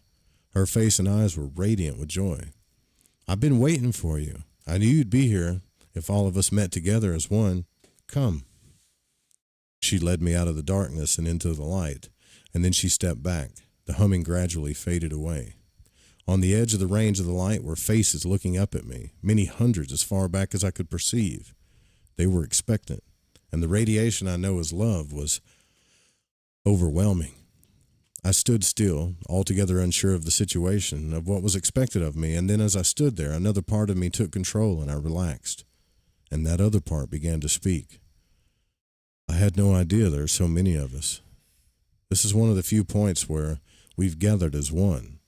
As all of us have discovered, it took a belief system to get us here, and therefore we were somewhere on the outer edge of the belief system territories. Thus, we have several knowns. That we are and can be here. That we do not need a physical body to exist and be. This alone has freed us from the constraints and restrictions that all of us encountered in our sojourns on earth. Even though each of us has a few beliefs left, we can release them at will. Now we are awakening from the dream. The important known is the one that brought us together. That not only we're more than our physical bodies, but we can be free of any and all earth life generated beliefs without exception. This freedom is the exciting part because we now have no limits. This known, without fear, gives us a full range of choice. My role is another known. It is not that of leader. Leadership is not necessary in the old sense of the term. And perhaps my part has been, and still is, as a recruiter. But to me, the role of a scout, information gatherer, trailblazer seems to fit much better. This has been my pattern for thousands of Earth years and lifetimes. Now it seems we are finally at the point of fruition. When we meet again, the move into various options will begin. The love we share is the greatest known of all. The I there of me, the it that each of us has, containing all previous and present lifetimes, reached upward, and I moved off the floor and passed slowly over the sea of upturned faces. And somewhere, from deep in the multitude, an arm reached up and a hand grasped mine. A man moved up and joined me, and side by side we rose in a slow spiral, higher and higher. I looked over to see a big grin as he winked at me. Was it Agnew, Lou, Rhodius, Chang? It was none of these. It was my old friend from my early days of OB exploration, the friend whom I knew as BB. I should have known. I should have remembered BB, who followed me from home, from the cruise in eternity past. It could have been no other. The phasing was complete, and the eager faces disappeared, and with them went the feel of BB's hand in mine. I looked, and he was gone. The return to the physical was without incident. Holy shit. That's a lot of deep stuff, man. A lot of stuff happened in that chapter. I have some questions, damn it. I got some big questions. First, like, what happened to the dude? Like, when the dude was trying to get involved, like he was trying to piggyback onto to have sex with that girl, why did that girl, he didn't even say anything. He said that the woman saw him. That's all he said. She's staring at me. The woman's staring at me. And then as he floated off, the woman could still see him, but he never investigated that. That's one of those things he let go, right? Unless I read that wrong. Why the hell could she see him? Maybe it's the way people see shadow beings or ghosts or spirits or whatever. Maybe some people can see things sometimes as they do. Maybe there's no real reason. It's a trippy thought, man. We got one person that says that they do not know out of 25 votes that they're okay. So we're 96% sure we know we're more than our physical bodies. You guys got the other thing. Go ahead. The other thing I was thinking was like, the way he's experienced these different aspects of himself, these different lives, where he thinks that was him that was speared and that was him that was this, and then he was the guy that was helping himself. I mean, are they all really aspects of himself, or is he just perceiving himself through different entities, like the entity that saved him, now he can be that entity, like they're all avatars and you're just switching avatars? Do you know what I mean? I don't know, man. I think what's sad is like listening to all these. Yeah, that is a really interesting question. But what about all these people that are dying, man? Like, think about that. They don't know. Say that we, like all of us here, we do our best to explore consciousness, and it's not that we don't live our earth lives. Of course, we live our earth lives. We're here on Earth. We have to live it, But when we get a chance to, like while we're sleeping and stuff, we read these books. We try to get out of body. We have out of body experiences, stuff like that. Well, doesn't that mean that if what he's saying is right, that when we die, we'll probably transition a little bit easier? And these other people that are so fixated on their physical lives, like it's almost like it's a big shock to them or something, Can you imagine being trapped in a hospital bed in pain? You've been dead forever, but you're still so emotionally fixated on that pain. Like that sounds horrible to me, man. Yeah, it's a little bit disturbing that people can get trapped. I mean, everyone's heard of spirits and ghosts and this and that, but why aren't they moved on? I mean, he came and helped them. Maybe they were just waiting for him. Maybe that was his job in a way. Yeah. Maybe. You know what? I have a bit of a theory that these people that he's coming across might be like the NPCs of the astral realm. Yeah, why the hell they keep disappearing? Just there as like a filler for him to have something to interact with. What if they are NPCs? Well, why would an NPC be trying to have sex with a couple? That's piggybacking, isn't it? It's like just being there just for him to have something to interact with. So just literally just filler, just stuff for him to engage with. They're just energy. They don't exist. They don't exist beyond their purpose for interaction with him. You know what I mean? Yeah. Just a theory. I mean, it could be just low level conscious entities that haven't been human for that long, and they're just it's the first ride. You know what I mean? They haven't kind of consciously, spiritually moved forward in their human lives. I don't know, man. I find it difficult to think that you would die and not realize, unless like it happened really suddenly, like say you were bombed when you're asleep, then maybe I could understand like confusion. But I really don't see how you would, even like coming up from a subway station and then falling down, and then, I mean, you'd just look around. I mean, first of all, you'd go and like try and talk to someone, or you'd go and do something, wouldn't you? If this is something I always think when I'm hearing these stories, the first thing you do, like if you die suddenly, unexpectedly, right? You'd get up, you'd go to wherever you were going that day, or you'd go into a shop or try to buy something, and people wouldn't, they'd just be looking straight through you. That would immediately make you like think something, or you would start getting distressed. Let's just say you had no religious beliefs, no contact with any of the stuff we talk about. You would start to get distressed, right? You start to call out for help or something. You would go a bit mental. And I don't think that if this whole scenario that has been presented here, if it was really real, I don't think you would be allowed to suffer like that. Someone would come and get you, friends, family, like you're not just out in a wilderness. So that's, I don't know. And then that's just walking that through logically, reasoning it out. That's why I don't really buy into their existence as being more than just NPC-ish. Yeah. Well, he did say that Maybe. it's in your nature when you get out of body that you stop using your left brain, almost that you're totally run by your right brain, kind of like the lady was with her house, emotionally charged and, not really understanding all of it. But then he had to bring the logic into it to get her to wake up, Well, I've got here's this the thing. kind of- Sorry, Wolfgang. I was going to say, I've got this kind of pseudo theory that that when you die, right, that like the sort of nested dolls or the nested astral bodies, maybe the higher aspect of yourself leaves this realm, and what's left behind, maybe not always, but sometimes is a different, is a sort of lower aspect of yourself, maybe the side of you that's confused, the side of you that's violent, the side of you that's angry, and it's like a sort of like a programmed part of you that you left. It's like part of a program of you, so that when a medium tries to contact the dead, they're not contacting the inner soul that's kind of moved on through the higher realms. They're contacting an echo, an aspect of yourself that can interact, but it can only interact to such an extent because it's only an aspect of yourself. So maybe like that old woman was attached to materialism. Or she was just really attached to her house more than anything. Yeah. But maybe that's just an aspect of her. I mean, it's a bit far out, but I don't know. Dude, what if we're all dead now? Yeah, I thought about that. I mean, technically, we're not like if you look at it from Muldoon's point of view, like we're not dead, we're not alive, we're just in a body. Like the etheric part of you, that conscious part of you, or what he called the etheric double, is you.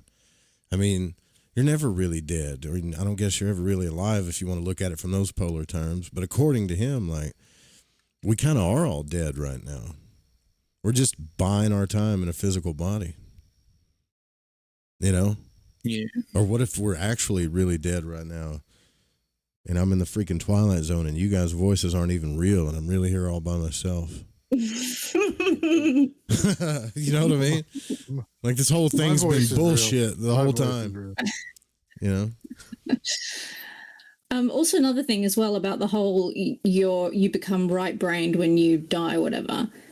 To me, that just seems like a bit of a cop-out. That doesn't make sense because, like, in the human, like in our like physical body, we have left and right brain. You would assume that whatever system created the two parts of your brain to exist in this realm for a reason. So then that means that if you when you go astral and that you're just becoming right-brained, like does that mean that realm is completely set up then to be conducive to you know, so that you don't need your left brain, or that it's not helpful there? Do you know what I'm saying? It's sort of like a fish has gills because it's underwater, so you're equipped with the tools you need for the environment. So why suddenly do you not need your reasoning and logical ability? I don't think that you don't need it. It's almost like we don't. So none of us right now remember what we were before we were human, or even if we were. And when we have dreams, especially dreams that we're not lucid in, we don't even know when the dream begins, where it ends. Sometimes we just know the characters. And I can tell you from my own experience, I'm just kind of emotionally involved, you know. When I have a lucid dream, it's almost like there's a part of me that wants to wake up in my physical body. So maybe you're right, but also maybe like the left brain side of us is the thing that life is about. Like, so our soul melds with the body, then it now has this ability to not, you know, to use the left brain, because we have cause and effect, logic, all these things, instead of just being a part of a concept of a story or seeing things in our mind, so to speak, you know. Like, it's the operating system, isn't it? Yeah, the left brain is the operating system. It's like if you took, I don't know, like if we were just animals, you could take he said they're mainly kind of like right-brained and their left brain runs on just whatever. But I feel like that whole left brain side of us is the fascination of human life for spiritual beings. And I think that's what he's saying. Because even like when you read, what's that other book? Journey of Souls, right? So in Journey of Souls, when he's hypnotizing those people, you should read that book. It's a good one too. And he takes them in life between lives.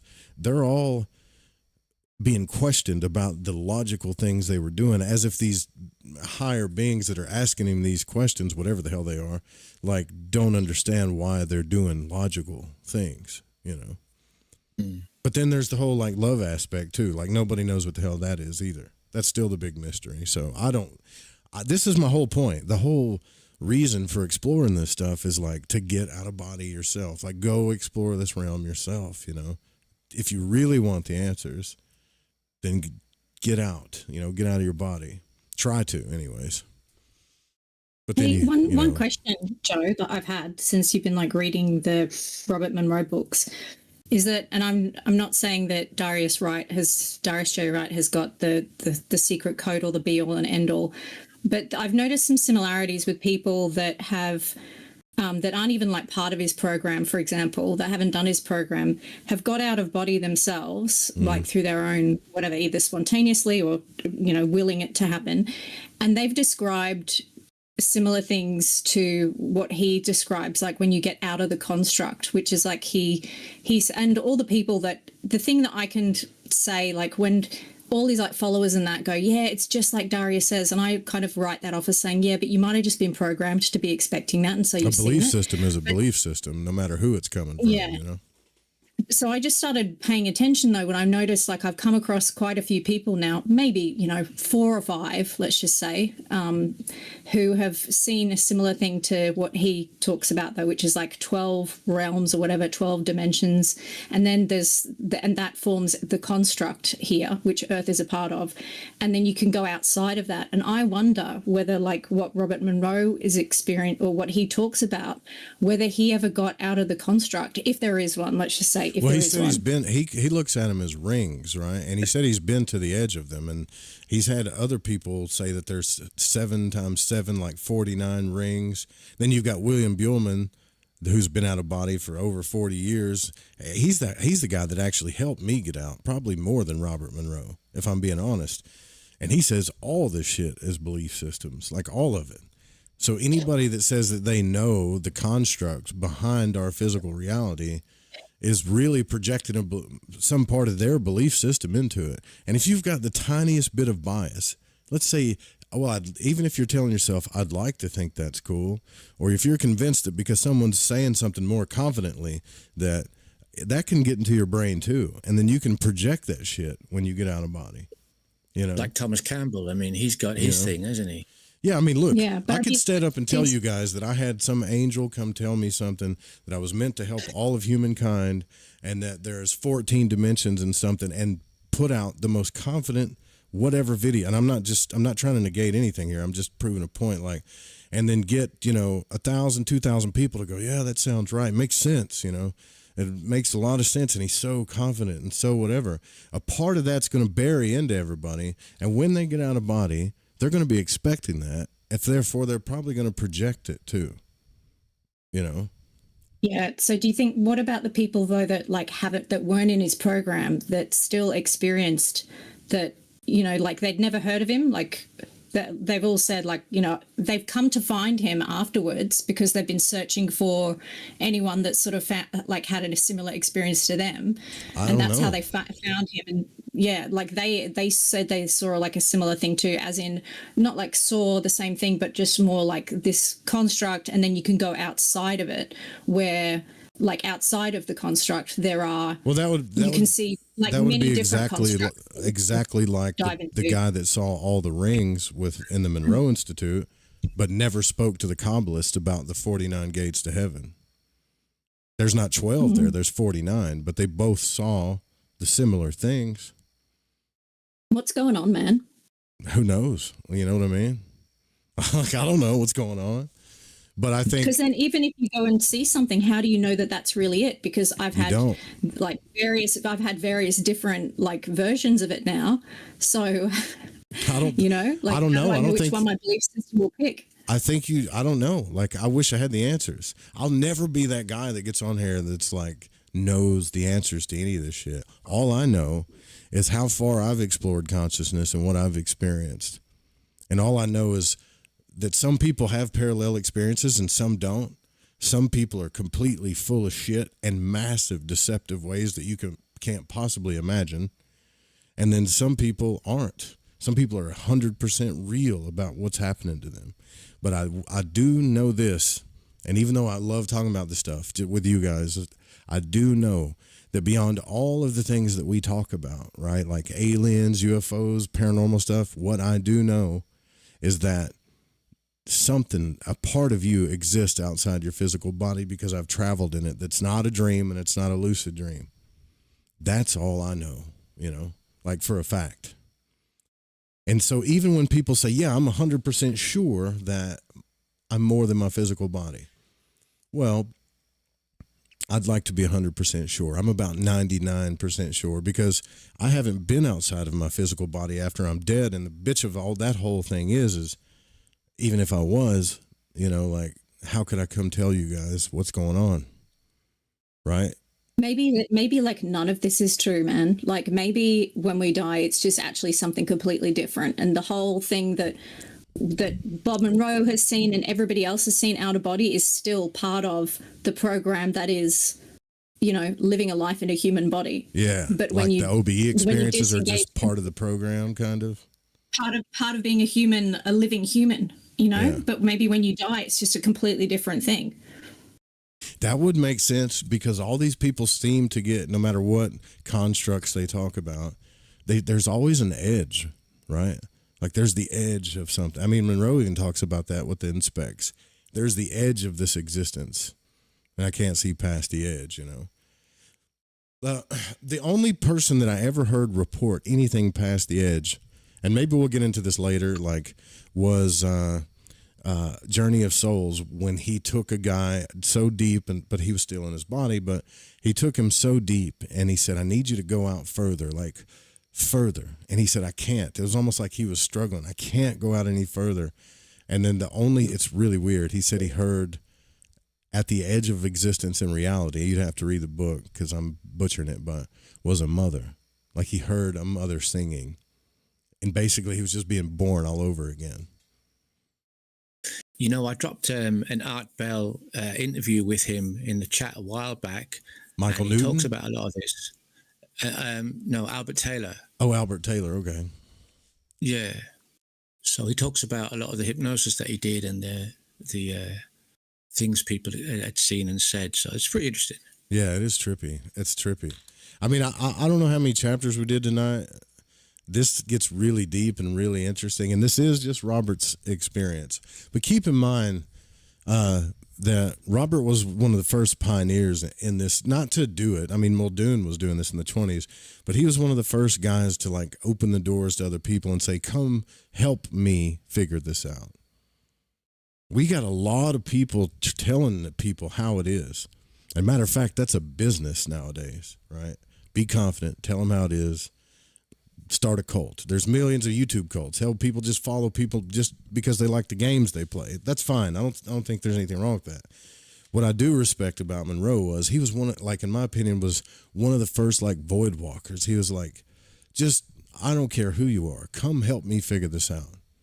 Let's do controlled experiments. Let's try to see if we can figure anything out, something, And now, I mean, I'd like to talk to Thomas Campbell again. I felt like I need ask him a few questions. I felt like he had such a big opportunity on the Rogan show to change our whole existence, because so many people watch Rogan, and Rogan was like, why don't you, show this to people, prove it to people. And yeah, it's hard to get out of body when everybody's watching you going, is he going to get out of body? It's hard.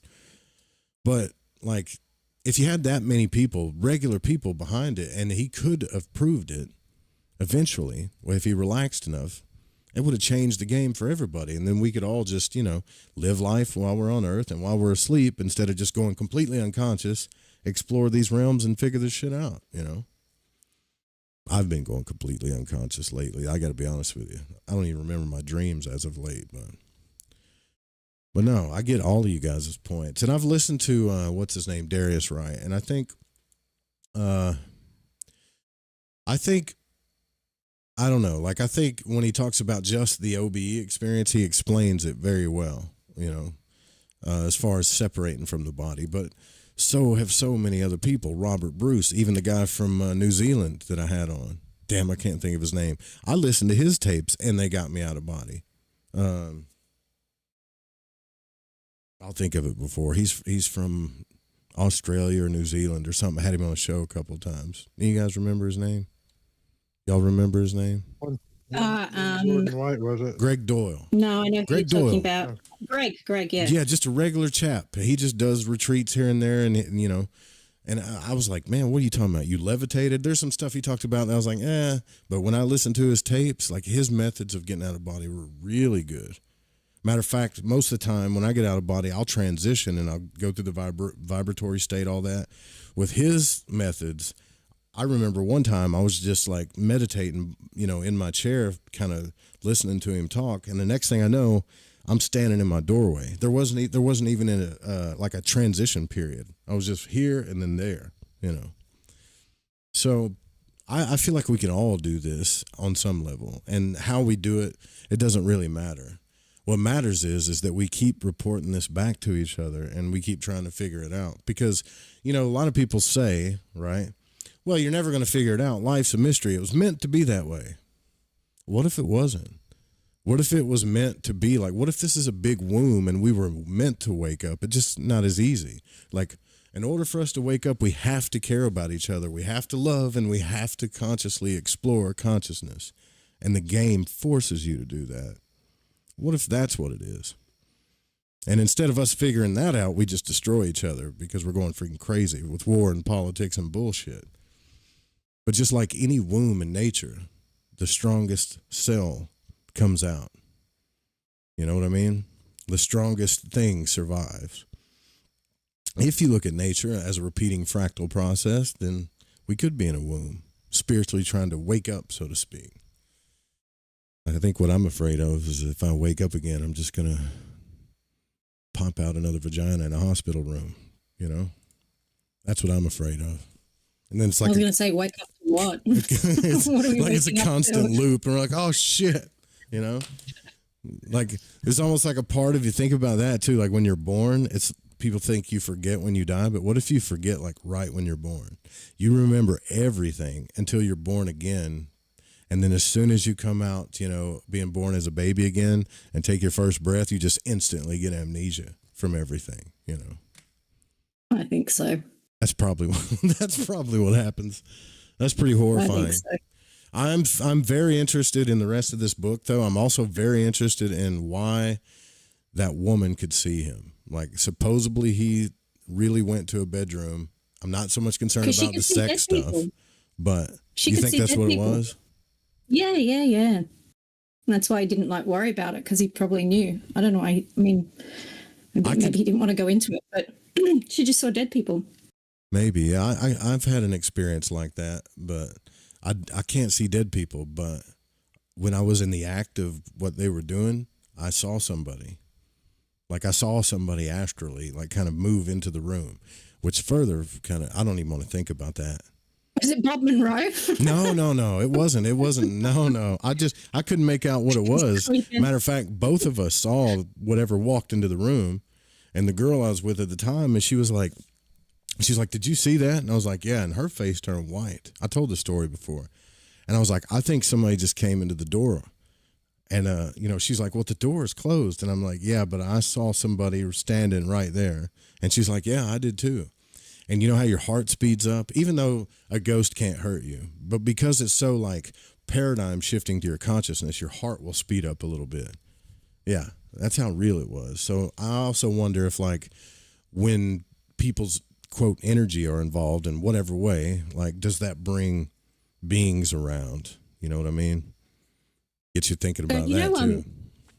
When you were talking about that in the book as well, Preston Dennett has apparently, his friend Dolly or whatever, they like both go, you know, out of body and stuff. And apparently he went to visit her, he said, or she went to visit him. And I can't remember which one it was, but one of them saw the other when they were out of body, apparently. No As shit. in like they saw like a, not like a full physical tangible whatever, but they saw kind of like some outline shape, but they could recognize them basically, kind of like an apparition type thing. But I can't remember which one of them it was, but yeah, that has happened before with two living people.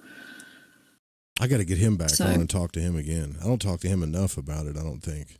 He's got so many books on UFOs and stuff. When we don't get to, I know he was on Art Bell and he talked about it with us. Yeah, let's get him back on the show. I bet I can get him back on. I want to know like what he's been doing out of body lately. Like, you know what I mean? Give us some updates, dude. Exactly. What's going on? Hey, anybody else got anything to say before we roll out of here? We're like 7 minutes past 11 here. So anything?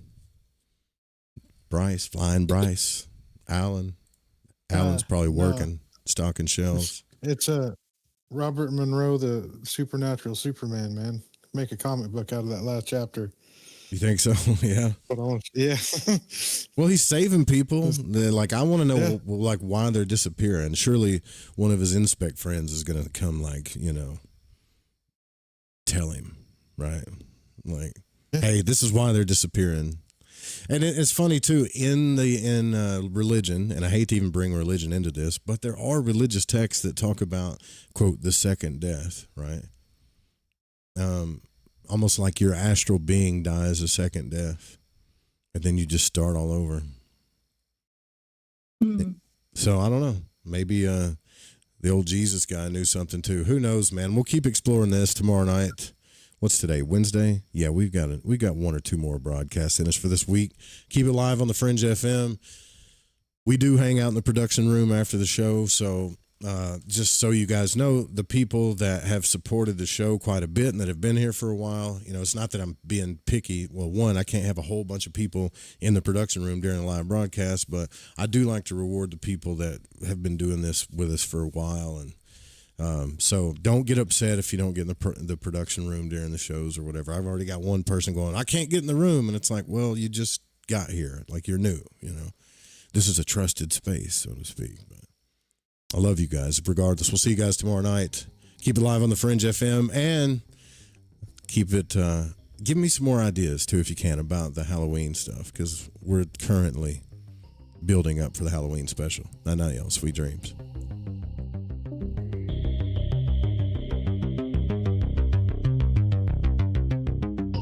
Tombstones climbing up the sky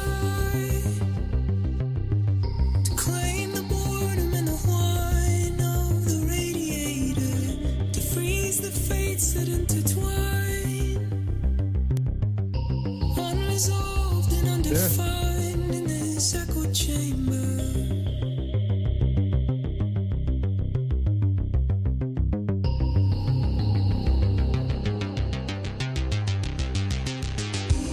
You've given up the ghost. Just like Lazarus, you know there's an operator, some strange passenger inside. To that strange power I'm resigned like an iron anchor.